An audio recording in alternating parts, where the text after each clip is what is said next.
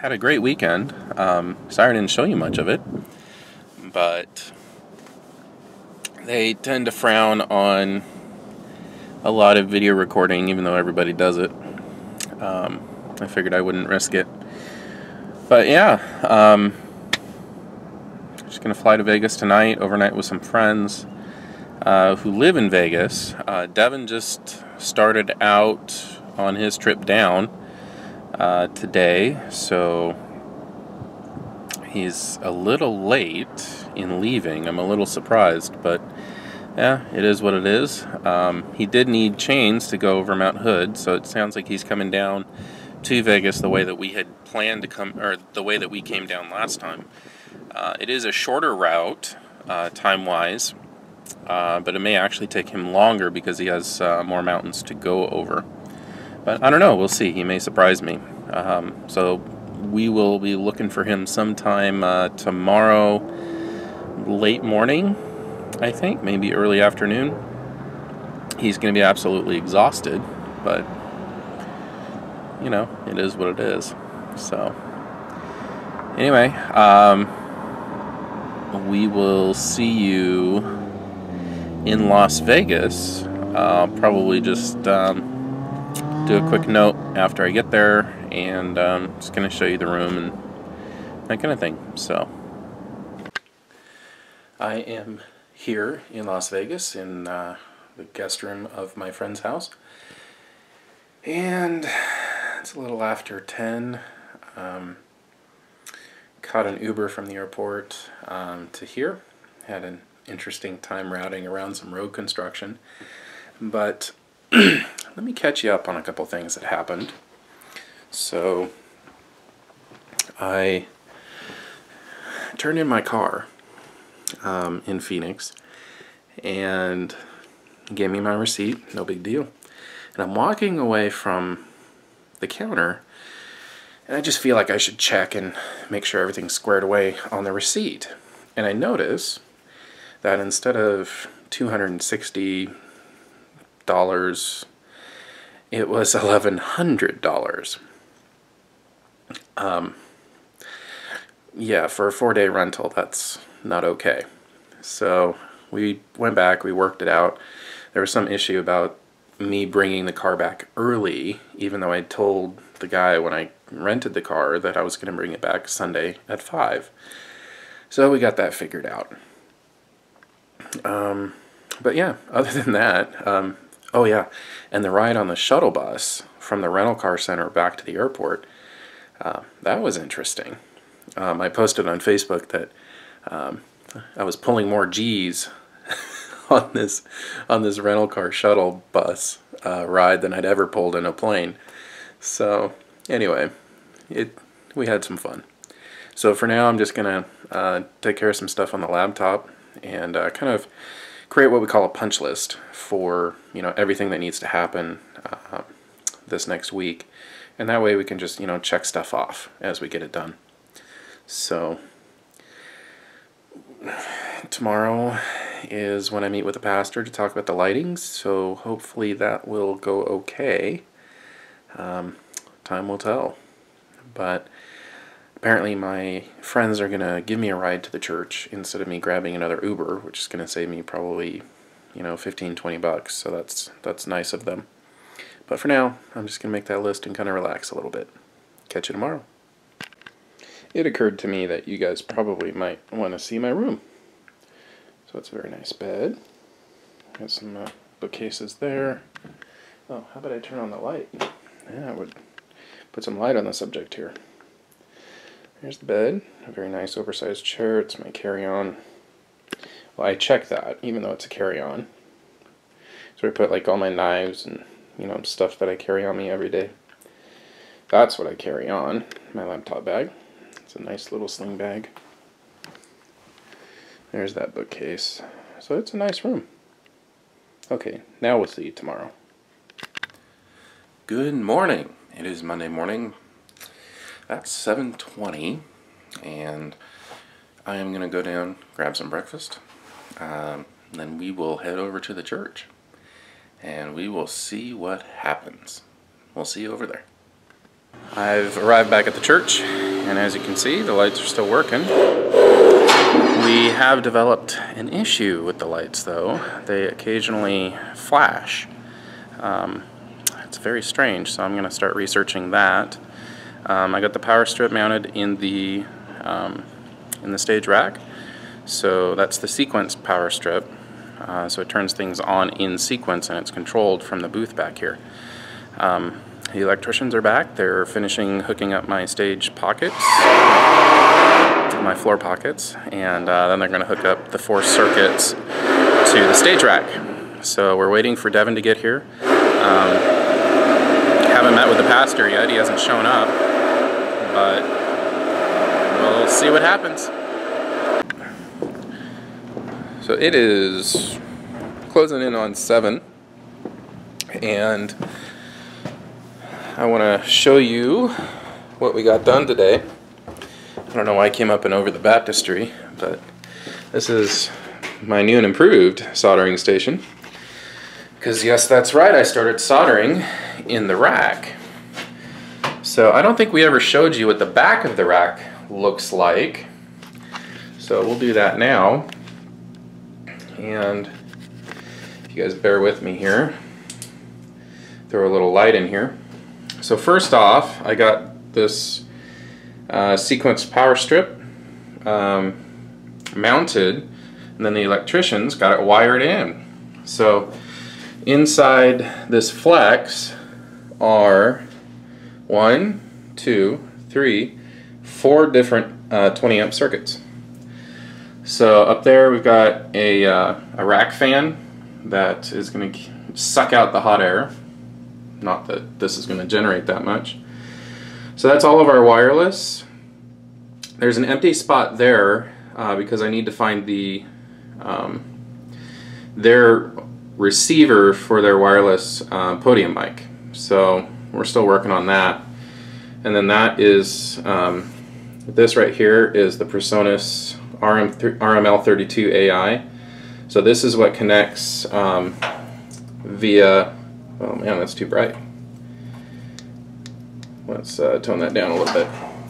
So that Ethernet jack right there is what goes back, that cable goes back to the board, and that's what allows it, the board in this box to communicate. This is the back of the DBX drive rack, so that's where all of our speakers will come out of. And these guys right here plug into the Behringer interface unit here, so all 16 channels here, that's how we get audio into the personal mixer system. And then down here is the amplifier that's going to drive the wedge monitors, and then this is the back of the 2 drawers. So what I started working on, let me put my flashlight away, is I started working on the multi-channel cables, and I'll show you what that looks like. So this is a multi-channel, or more affectionately called an audio snake. So we're only using 4 of the channels. So I went ahead and soldered those, and then while I was soldering these, Devon was actually working on crimping those Ethernet connectors right down there. So we got 1 Cat5e and a few Cat6s. So these bare wires that you're seeing, if it'll focus, there we go, no, come on, there we go. So those are going to plug into the back of the amplifier, so I don't need to terminate them. And then these are what come from the floor pocket, and they're going to connect into the back of that PreSonus box right there. And I'm not going to flip this around to show you what the front looks like until we get it all connected in. Now, if you recall, we were going to talk to the pastor, and that finally happened. And he brought up a good point, something that we had not talked about, and that was programs or meetings that happen in the church where they're not using the stage. And in a lot of small churches, that doesn't happen. They have kind of a dedicated room, like a fellowship hall or a multi-purpose room, where those meetings happen. But apparently that is a need, and so once I had that piece of information, then it was like, oh, well, yeah, of course we're going to need more light for that. So at this point, it looks like I'll be coming back the week after Christmas, because their grand opening is January 7th, and it would be really, really great if we could have all the lighting squared away by then. So I'm not sure how I'm going to, or what fixtures I'm going to use to boost the light output. You know, I'm trying to keep the cost down, but I definitely want to, you know, whatever I put in needs to wow them to the point where they're like, yeah, this is what we're talking about. So it's not just a matter of adding more COB Canon washes.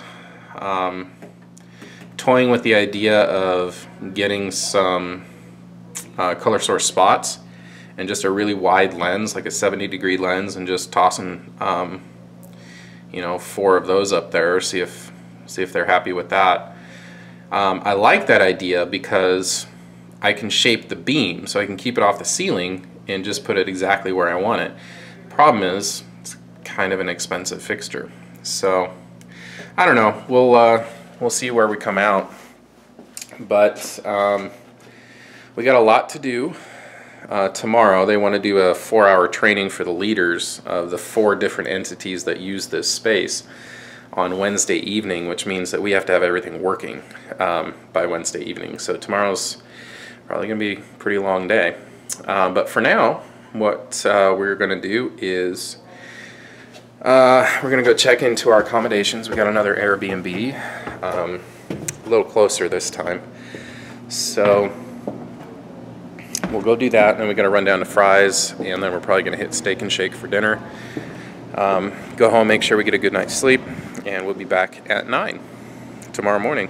So we'll take you along with us this evening, but wanted to give you kind of an update on where we were at, and you know, we kind of got our feet back on the ground, and Devon made it safely. He drove, I think, close to 20 hours straight from Portland. He started about 2:30 yesterday afternoon, and today's Monday, so he started out on Sunday, and he drove in pretty close to 1.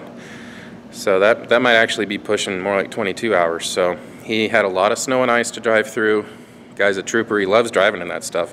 It scares the garbage out of me. So anyway, that's what's going on. That's the update, and we will see you later this evening. Haha, fooled you. I totally forgot to tell you that we got our new Wi-Fi stuff. Because with all these smart TVs, we want to make sure that we had a good, solid Wi-Fi system. And then I also got 12 flat screen wall mounts. So let me show you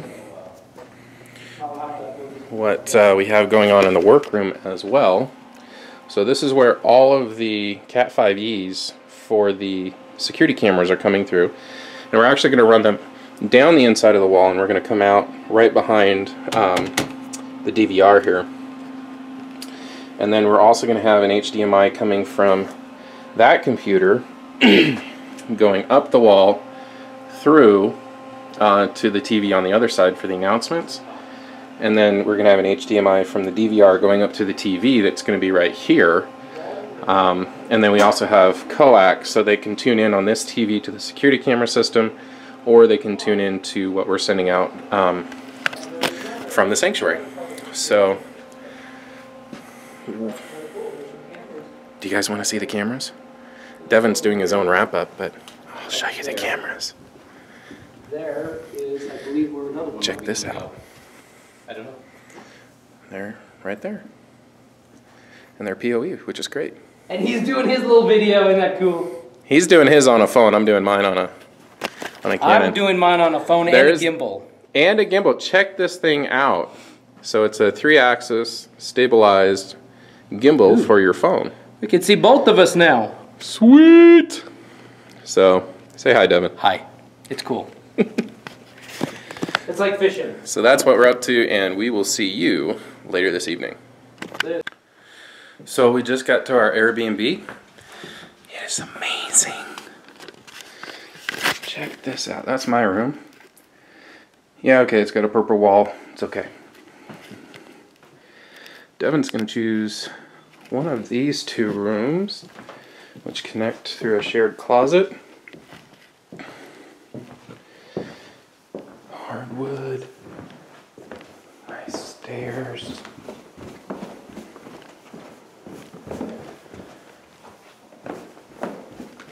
It's the entryway. TV room. That's the garage through there. Look at this kitchen. This place is ridiculous. So, the beeping is the alarm. It's not set, but I think it's asking us if we're going to stay or not, and I don't want to mess with it until I get a hold of the host. Very pink. She likes this, well, that's Liv, but she has kind of a love theme going on in here. That's their computer. And then out the back side, they've got a fire pit with a nice canopy. They've got what looks like a bar, or at least a structure for a bar. Not bad, huh? Pretty cool. See you later. So Devon and I made it to Fry's in time to get 2 out of the 3 things that we needed to get. Let's see, even up there. And wasn't able to get one thing, so we're gonna have to stop at Home Depot tomorrow morning on the way to the church to get that, which means we're gonna be a little late getting to the church, but it's stuff that we need. So anyway, we're gonna go to a place called Steak and Shake now, something that Devon introduced us to, and it's super good. So if you know Steak and Shake, you know what I'm talking about. If you've never even heard of it, you don't know what you're missing, but I'll show you. Double-sided bowling inside a casino. How crazy is that? So we are at Steak and Shake now, and it's a great little diner, and it's really just and that's what's burgers. happening right now. That's what's happening here in the casino. VegasCowboyCentral.com, I guess. There's a lot of Western people here. Lots of cowboy hats. We'll show you. Just a quick I'm not glance. right behind you. So that's a lot of cowboy hats. There's a lot of Western wear going on in here. But we're gonna get some burgers because that's what you get at Steak and Shake, and some shakes. So that's what's left, guys. Devon's still working on his, but yeah, I guess I was hungry. Sorry, but hey, you know, a burger's a burger. But they have these really cool shakes. What is that one? The straw nana? Strawberry banana. Strawberry banana. Side by side. Side by side. It's the only place I've ever seen that does that. Meanwhile, I got a Nutella. Yeah, see? You can kind of see it there. Yeah, you see? Yellow on the left, yeah, strawberry on the right. It's pretty cool. So that's what you're missing.